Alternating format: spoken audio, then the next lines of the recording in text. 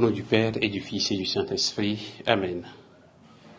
Viens, Esprit de sainteté, viens, Esprit de lumière, viens, Esprit de feu, viens nous embraser.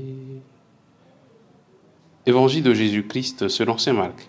En ce temps-là, Jean le Baptiste proclamait « Voici venir derrière moi celui qui est plus fort que moi. Je ne suis pas digne de m'abaisser pour défaire la courroie de ses sandales. Moi, je vous ai baptisé avec de l'eau. Lui vous baptisera dans l'Esprit Saint. » En ces jours-là, Jésus vint de Nazareth, ville de Galilée, et il fut baptisé par Jean dans le Jourdain. Et aussitôt, en remontant de l'eau, il vit les cieux se déchirer et l'Esprit descendre sur lui comme une colombe. Il eut une voix montant des cieux. « Tu es mon Fils bien-aimé, en toi je trouve ma joie. » Bien-aimés de Dieu, frères et sœurs en Christ, nous sommes aujourd'hui le samedi 6 janvier. Jean-Baptiste nous enseigne une fois encore son humilité. Il reconnaît sa mission, son identité, son statut devant Jésus. Il sait qu'il n'est qu'un instrument pour préparer le chemin vers Jésus. Et c'est pourquoi je nous invite encore aujourd'hui à faire de notre mieux pour cultiver davantage l'humilité en nous, pour que ce que le Seigneur nous confie, le service que nous avons à rendre, qui que nous soyons, que nous puissions le rendre avec beaucoup d'humilité, sans nous donner trop d'importance ou plus d'importance qu'il n'en faut. Le deuxième message, c'est la voix du Seigneur et du Père qui parle. « Tu es mon Fils bien-aimé ».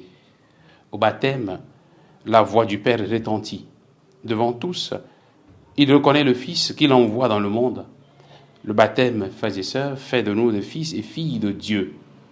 Dieu nous donne naissance par le baptême de l'eau et de l'Esprit Saint. Nous sommes privilégiés d'être donc des enfants de Dieu. Et ceux qui ont reçu le baptême sont enfants de Dieu au même titre que moi. Nous avons la même dignité baptismale. Cette vérité nous invite à mieux grandir dans la fraternité les uns envers les autres, avec qui nous partageons la même foi et le même baptême. Les premiers chrétiens ont compris cela. Ils nous ont laissé un grand témoignage de fraternité. Nous sommes invités à vivre avec plus d'authenticité notre charité chrétienne, comme frères et sœurs, comme fils et filles du même Dieu, du même Père. Les autres, en nous regardant, doivent pouvoir se dire, comme ils s'aiment, ou bien voyez comment ils s'aiment.